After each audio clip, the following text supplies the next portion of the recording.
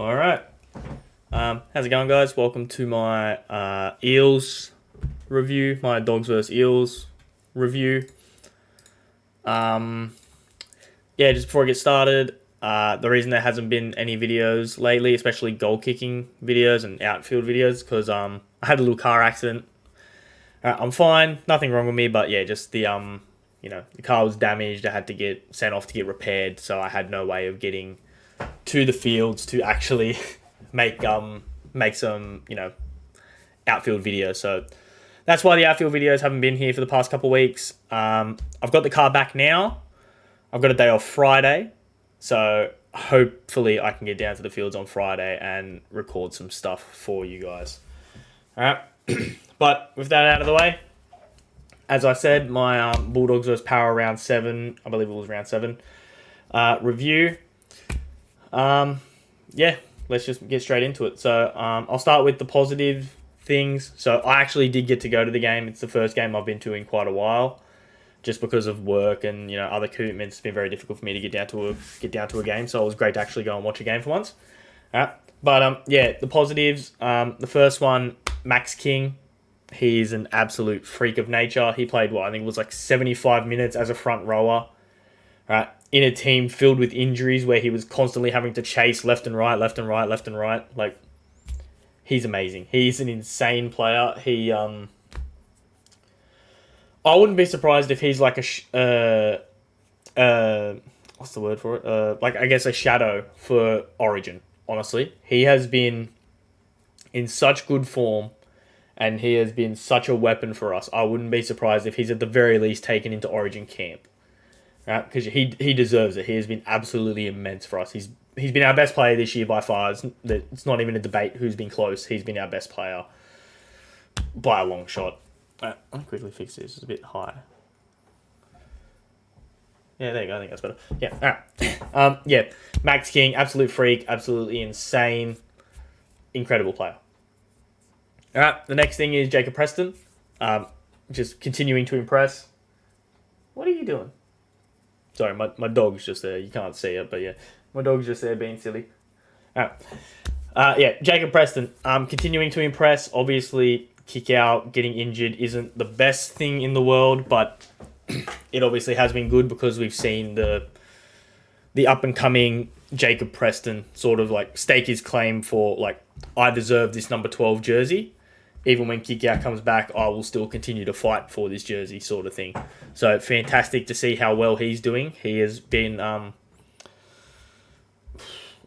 guess a shining light in what has probably been a pretty upsetting start to the season, obviously with injuries and stuff like that, which will be the main thing we talk about today, really. But yeah, Preston, fantastic. I think he played really well against the Eels. Obviously, one or two little mistakes here and there, but he's still young. He's going to make mistakes. That's fine, because his overall game was incredible. And then the last thing I want to quickly touch on is Torpenny. I've off the channel and even on the channel a little bit, I've done nothing but sing praises for Torpenny. I think he is a fantastic player. I think he could be a future captain for the Bulldogs. Just the way he plays, hard on his sleeve, he encapsulates everything that is being a Bulldogs player. Like just that hard work, determination, 100% effort, fantastic. See, obviously he hasn't had the best chances the past couple of weeks because, because of injuries, he's sort of been just chucked in as a centre for the past couple of weeks.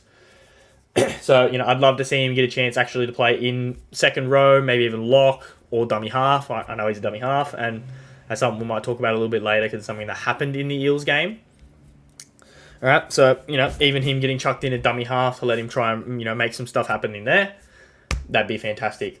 All right, and all right, that's pretty much it for the positives, really. So let's go to the negatives. All right, so the big one is injuries.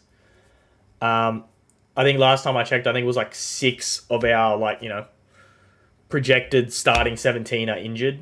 Off the top of my head, I think it's 6 of them, 6 or 7 of them, and most of them being backs. I'm pretty sure 3 out of our 5 main backs are out now, injured, with possibly 4 with Avarillo being 50-50.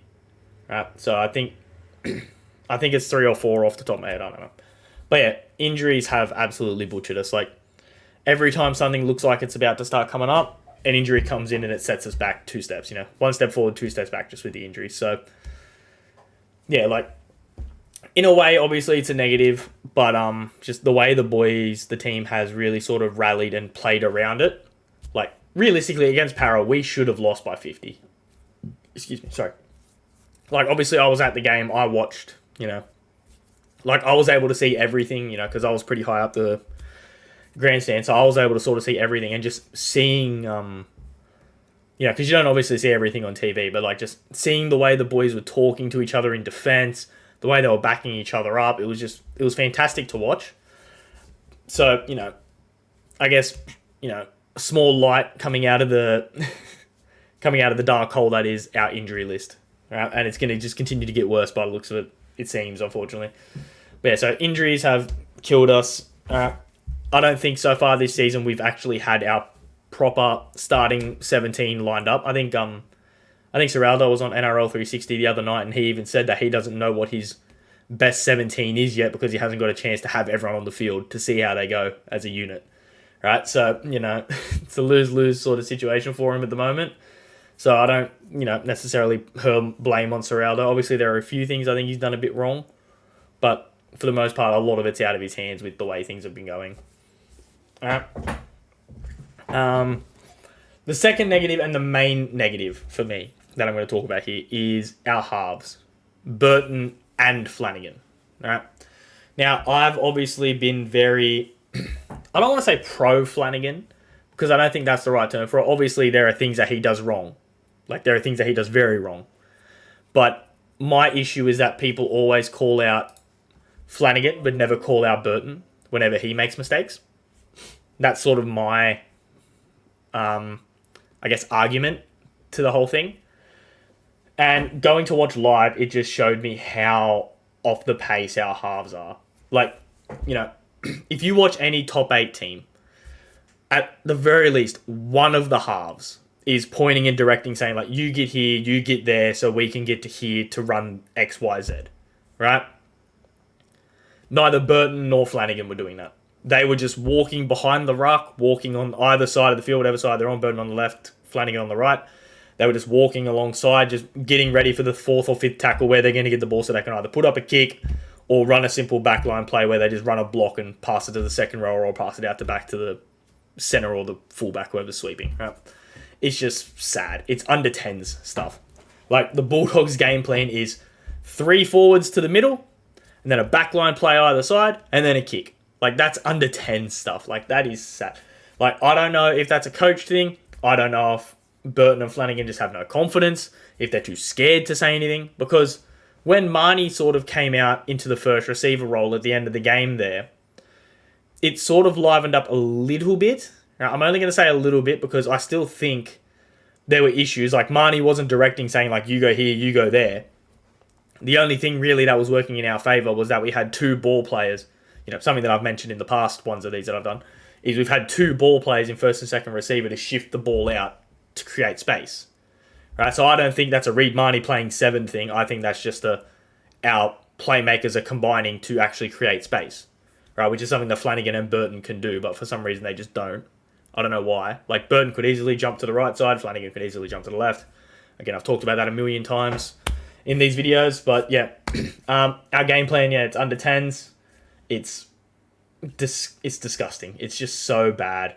Like, watching it live, you can really see it. Again, on the TV, you can't really see it as much because they focus in on where the ball is, so you can't necessarily see what the halves are doing. But, yeah, watching it live, I was really trying to keep an eye on it because I wanted to see just how off the pace we were. Excuse me, sorry. And, yeah, it was bad. Like, when it came to, like, maybe the 3rd tackle, Burton would start going, oh, get here so I can get the ball here. And then, when it would get to the 3rd tackle, Flanagan would go, oh, get here so I can get to here. Like, they need to be calling shit from play 1. Like, they need to be telling Marnie, get us here so we can run this, so we can run that. X, Y, Z, blah, blah, blah, blah. Like, it seems like there is no eyes up footy in this team at all. And it's literally just going through the motions over and over and over and over again. It's just literally forward, forward, forward, backline movement to the left, backline movement to the right, bomb. That's it. Every set, every time. The times where we look good are the times where our halves get, like, it doesn't happen often, right?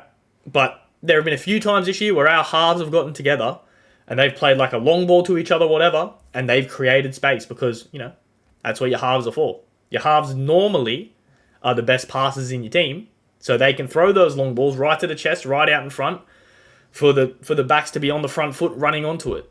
Like, that's what the best teams do. Would you stop that? Yeah. But yeah, like, that's what the best teams do, and for some reason we just don't do it. Again, I don't know if it's a confidence thing. I don't know if it's because Serraldo's still trying to figure out his game plan as a head coach. I don't know what it is.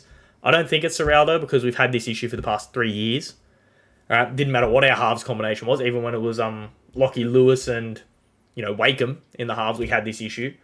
So I don't know if it's just a built-in thing at the Dogs where the game plan is just charge forward, like charge with your forwards. I don't know if that's just a built-in thing at the Dogs these days. I don't know what it is, but it needs to change. And until it changes, we're going to continue to suffer, regardless of injuries or not. It's just so upsetting to see because once Reid Marnie had sort of gotten into that first receiver role, and we were having those two playmakers like link up together. We were creating space. Obviously, we didn't score, but we were creating space. We were creating opportunities. And then what was happening is our halves were picking the wrong option. Like, there was once where, I can't remember exactly what time in the game it was, but there was one where it was out to Burton, where Marnie's got the ball first receiver, hit Burton. All Burton had to do was play it out the back to, I think it was Torpenny at that time, because Alamotti had jumped to the other side to play wing. I'm pretty sure it was Torpenny. All he had to do was play it out the back to whoever it was, whether it be Torpenny, Alamotti, whoever it was, and we had a 2-on-1. But instead, Burton's hit not the dummy half. Burton's hit Preston, just hitting that short ball. Like, Preston had drawn in the centre. Like, we had a 2-on-1 on the outside, and Burton just played it short when he should have played out the back. Right, and that's just the vision thing, right, from Burton. Right, and that's not to say Burton's the only one that does it, because Flanagan does the exact same thing on the other side. They always hit that second rower on that short ball instead of looking at the back and taking that risk of playing it out to the backs and hoping for that one-on-one. Right, and that's when we've looked our best. Obviously, Avarillo got hurt this game, but if you go back to previous games, like Avarillo's a perfect example of it. He's gotten one-on-one with his marker a couple times, and a good 2 or 3 times he's beaten him and created a half chance. So if we keep doing that, we're going to create more chances, and then, that's where you score from, right? But we just don't seem to do it. We always seem to hit that lead runner. I don't know why we always hit that second rower. I don't know why. I don't know if it's because we're expecting Kickout to be there hitting a hole hard or something, like, because he doesn't hit that hole hard anyway. So I don't know why we'd be like hoping it's Kickout or something like that. But yeah, I don't know what it is. But yeah, until that changes, we're going to continue to struggle. All right, and that's just unfortunate. All right. And then one last thing we'll sort of talk about. Well, actually 2 things. So the first one I'm going to talk about is Josh Reynolds. All right, Grubb. Obviously, I love Grubb. I love Josh Reynolds, but I think his time's up. Right. I understand that, we've got injuries, so we sort of need someone there as a 14 on the bench, but it can't be him. It can't be him. All right. 2 weeks in a row. Like last week, I didn't do one of these, obviously, but when we were Souths, he was just like, he was so off the pace, so just in the wrong place at the wrong time sort of thing. Like, there were so many times where all he'd have to do was move up, make a tackle or something like that, but, he was too eager, trying to make an impact, like trying to bring back the dogs of war mentality sort of thing, right? Like, way too eager to do that. So he'd rush up, completely miss a tackle, and then they make a line break.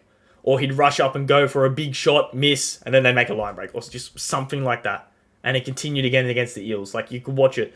He would race up out of nowhere, and then there'd just be an overlap. Everyone would have to rush across to cover him. So, look, I love Grubb. He's one of my favourite Bulldogs players of all time, just because of the way he plays. Like, just the 110% heart on his sleeve. Just like, I love it. But it's not going to work. Not in this team.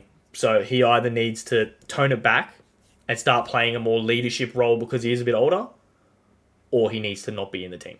It's as simple as that. And that's unfortunate because, again, I love Grubb. And then the last thing I'm going to talk about is, obviously, my favourite player, Kyle Flanagan. Look, I think it's time to drop him. Not because I think, he's the worst half of the two, because obviously, as I said before, Burton's doing the same dumb things that Kyle's doing on the other side. The only difference is Burton has a giant bomb that he has at his disposal that Kyle doesn't. if Kyle had a bomb just as big, they'd be the same player. Genuinely. Right? But look, I think it's pretty clear we aren't going to be offering Kyle a new contract. So, and I also think it's pretty obvious this year that we're not going to be making top 8. Right? Not only is our attack just not strong enough, but our injuries are just holding us back so much. Even if we had a full squad, I don't think we would have made top 8. I think we would have finished 10th or 11th. I didn't do the NRL predictions video, but yeah, I said Dogs would have finished 10th or 11th or so. But yeah, even if we had our full squad, we aren't finishing top 8. So I think it's time we just sort of rip the Band-Aid off and drop Kyle. Because if we're not going to sign into a new contract, then we might as well use this season to build a new, to build a combination between Burton and I would assume it would be Oluwapu. I think that's how you pronounce it. I'm sorry if I pronounced it wrong. From New South Wales Cup. I'm assuming he'd be the one that comes in. Right, so, yeah, look, as upsetting as it is, because, again, I think Kyle's a decent player. I think if he gets the right coaching at the right place, he could be a fantastic halfback. Right, but he's never gotten it. He's always been the scapegoat no matter where he's gone. Right, when he was at the Roosters, he was the scapegoat. Right, because obviously they just lost Cooper Cronk, so everyone's like, oh, Kyle's going to come in, he's going to be the next Cooper Cronk. It's like, you can't be the next Cooper Cronk. Cooper Cronk was one of a kind. Right, so he was a scapegoat of the Roosters when they were struggling. He's like, oh, Kyle's not as good as Cooper Cronk, and now he's a scapegoat of the Dogs as well. One little thing goes wrong, it's Kyle needs to get dropped. Kyle needs to go. This, that, the other thing. When you look, on the other side, Burton's not doing anything either. So.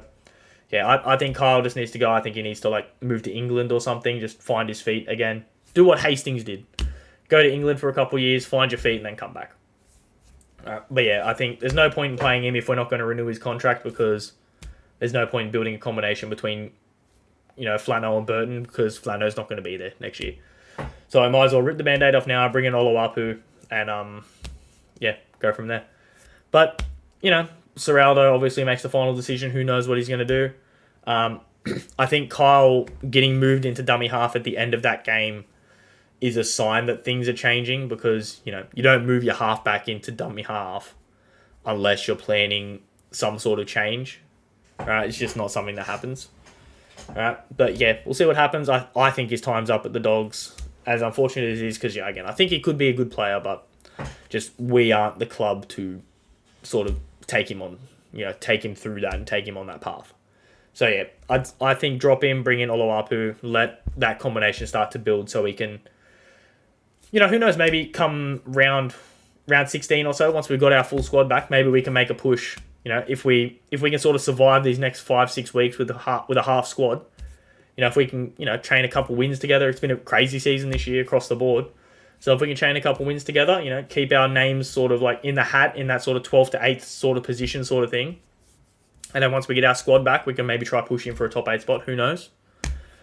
But yeah, I think, time for Kyle to go.